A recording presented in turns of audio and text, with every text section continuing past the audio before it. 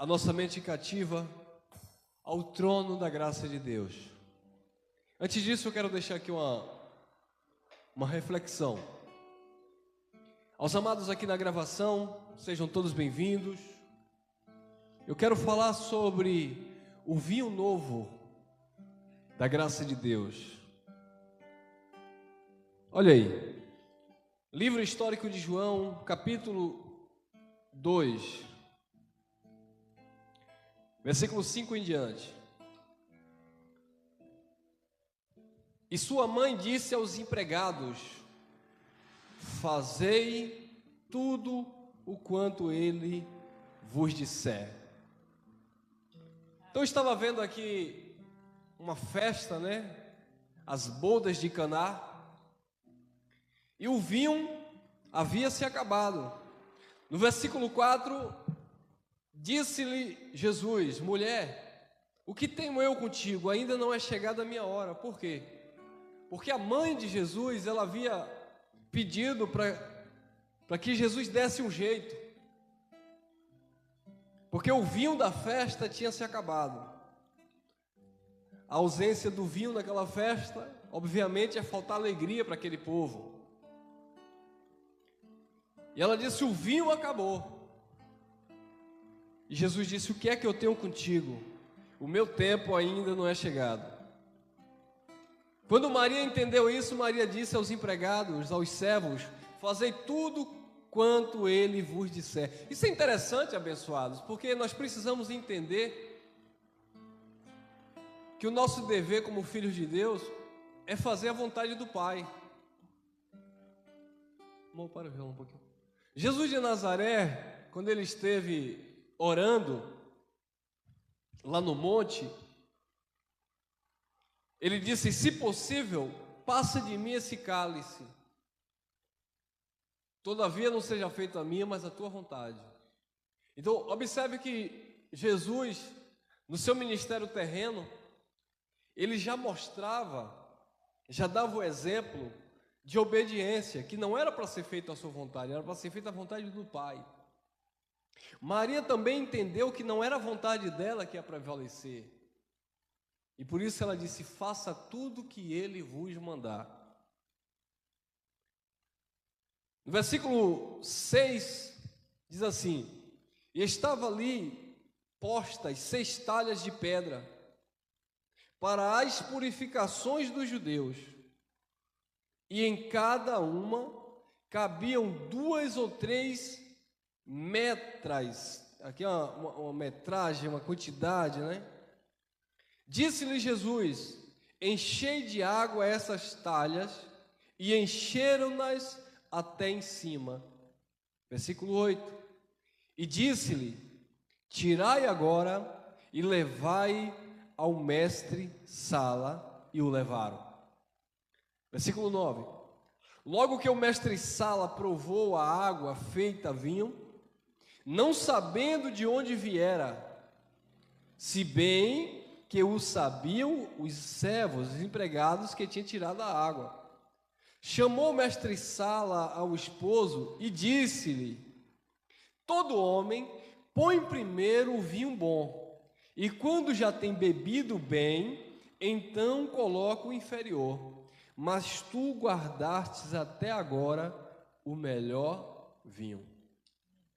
Aquilo surpreendeu o mestre Salas, né? Porque o noivo deveria colocar primeiro o melhor vinho. Quando todos estivessem ali, obviamente, que embriagados, né? Todos estivessem ali alegres, aí ele vinha com o vinho inferior e colocava, porque afinal de contas era final da festa. Olha se não é assim, né, amado? Por exemplo, alguém vai abrir uma pastelaria, aí aquela empolgação toda, e vai e faz aquele pastel gostoso, ou quem trabalha com bolos, com pães, para chamar a atenção do cliente, faz propaganda e tal, e aí a clientela chega e come, bebe. Aí o tempo vai passando, a pessoa vai ganhando dinheiro, vai firmando a sua clientela, acaba relaxando no tempero, perde a dosagem lá do sal, do açúcar, mas as pessoas já não percebem mais. Por quê? Porque as pessoas já se envolveram, as pessoas já se firmaram como clientes.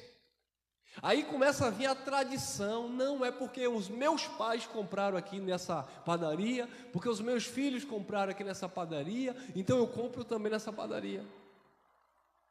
Mas o sabor já não é mais igual. Mesma coisa no sistema religioso. Quando você entra, que eles dizem que você aceitou Jesus, aí eles te carregam no colo, te beijam, você é um filho de Deus, você é um abençoado, aqui você é bem-vindo, você faz parte da família, e etc, etc. Aí você vai se envolvendo, e eles te colocam logo um cargo, e você assume uma liderança, e você diz que ali você de fato é um obreiro de Deus. Aí o tempo vai passando, quando você, é aquilo que a gente estava conversando em off, quando você contraria em alguma coisa, já não presta mais, já não vale mais nada, já você é lançado fora. Por quê?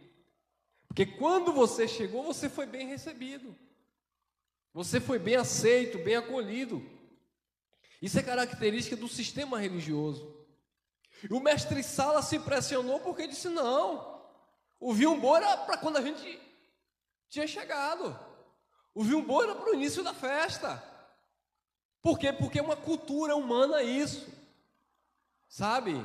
De querer impressionar à primeira vista.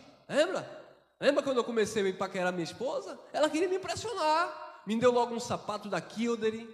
Brincadeira, até hoje ela me dá presente. Não, mas é aquela coisa de querer impressionar, Eu usava um perfumezinho melhorzinho, mas casou, o perfume caiu a qualidade.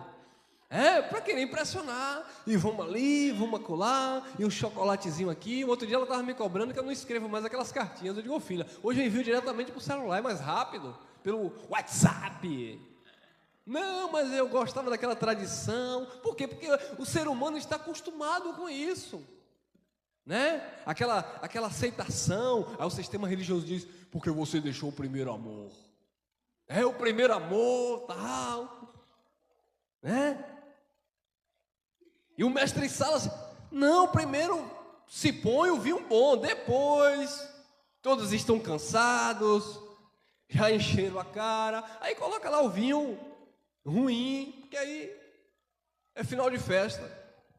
Mas você, o esposo, aí ele estava falando para o esposo, ali o noivo ali no casamento, mas ele chamou o esposo e disse: mas você deixou o melhor vinho para depois. Queridos, Cristo, ele é o esposo da igreja. Paulo disse em 2 Coríntios capítulo 11, versículo 2: eu tenho um zelo de Deus por vós, eu estou zeloso por vós com zelos de Deus, para vos apresentar como uma virgem pura a um só marido, a um só esposo. Paulo também falou lá na igreja, na carta aos Gálatas, capítulo 4, versículo 19: eu sinto dores de parto até que Cristo seja formado em vocês. O vinho novo da graça de Deus, abençoado, é o melhor de Deus para a vida do seu povo. O primeiro vinho foi a lei de Moisés, que era um ministério de condenação e morte, onde as pessoas se embriagavam no pecado, onde as pessoas estavam em um ministério de condenação e morte, onde a lei dava força ao pecado, onde o ser humano não podia ser justificado. Aquele era o vinho que matava, era o vinho velho.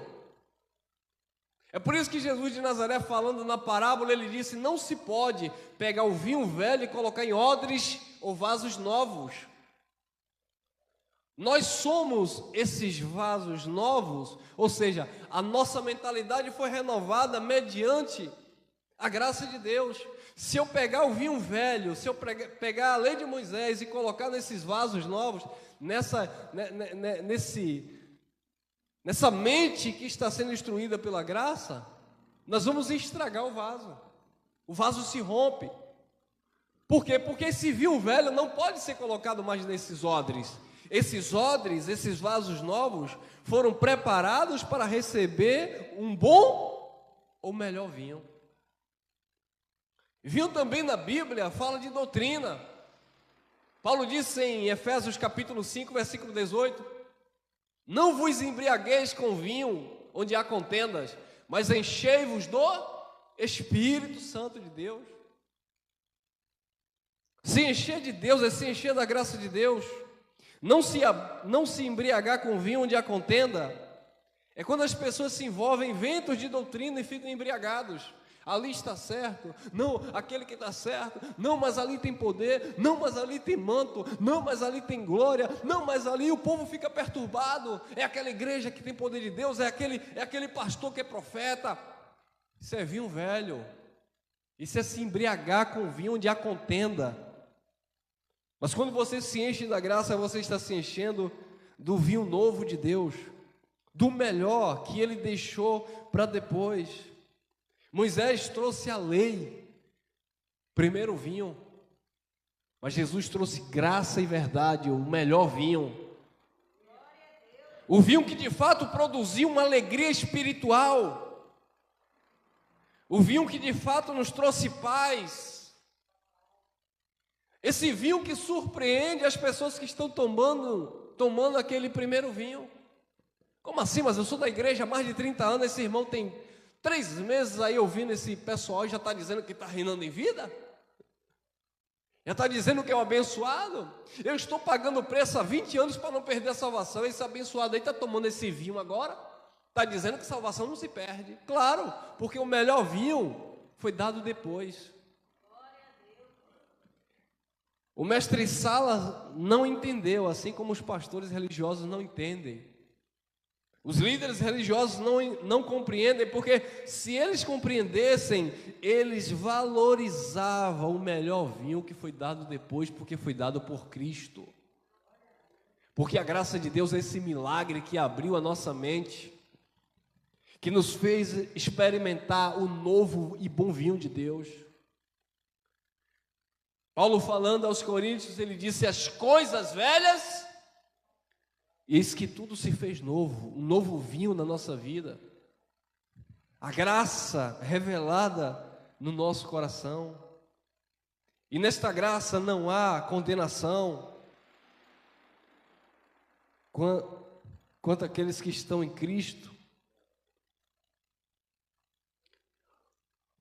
Olha lá, 2 Coríntios capítulo 3, versículo 7 ao 9.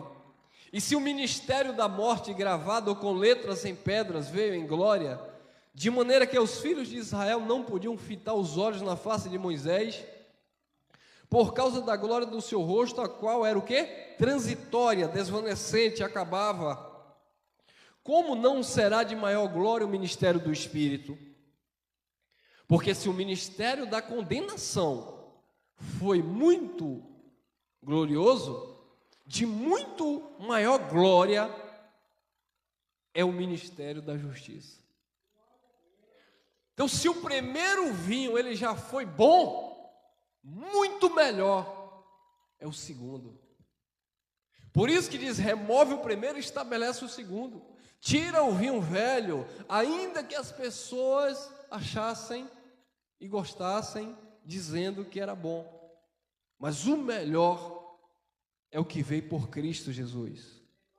O melhor vinho que trouxe de fato alegria, mesmo para as pessoas como nós que estávamos embriagados pelo sistema religioso. Nós estávamos embriagados pelo sistema da religião. Nós não estávamos mais conseguindo discernir o sabor da graça de Deus. Mas quando você começou a tomar desse vinho que é a graça de Deus, quando a sua mente começou a ser purificada, limpa, de todo aquele processo legalista que você viveu, você agora aprendeu a valorizar o melhor vinho que veio da parte de Deus.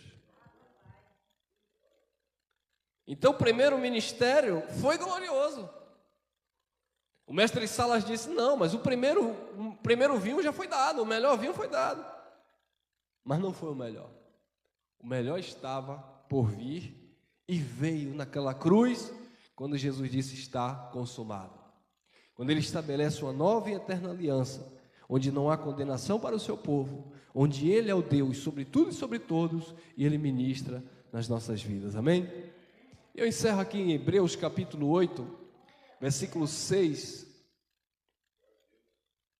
Hebreus capítulo 8, versículo 6, que diz assim: mas agora alcançou ele ministério tanto mais excelente, quanto é mediador de um melhor concerto, que está firmado em melhores promessas. 7, porque se aquele primeiro vinho, ou se aquele primeiro concerto, se aquele primeiro pacto, se ele fosse irrepreensível, se ele não fosse defeituoso, se ele não acabasse, não seria necessário buscar lugar para o segundo vinho. Mas ele veio com defeito, ele foi repreensível, ele acabou, porque era uma glória transitória. A lei de Moisés é como aquele vinho do casamento, que deixou todo mundo na mão. Acabou. Era necessário alguém trazer um segundo. Era necessário alguém estabelecer uma nova aliança. Era necessário alguém mudar aquela história, renovar. E muitas pessoas não conheciam como aquele mestre Salas. Mas eu pensei que o melhor vinho foi o primeiro e você trouxe o último. Assim estava Nicodemos. Mestre, tu és vindo de Deus porque ninguém tem um vinho tão bom quanto o teu. Esse vinho que tu tem só pode vir de Deus. Esses milagres que tu fazes só pode ser de Deus. Aí Jesus olha para ele e diz: tu precisa nascer de novo. Você precisa nascer de novo da água e do Espírito para provar deste vinho, para provar deste novo vinho, para provar deste reino de Deus. Mas ele não conhecia, ele não sabia. Ele não sabia. E ele disse: como eu vou voltar para o ventre da minha mãe nascer de novo? Não, Nicolas, você tem que nascer aqui, ó, provar do novo de Deus, provar do melhor vinho, provar do reino de Deus, provar da nova e eterna aliança.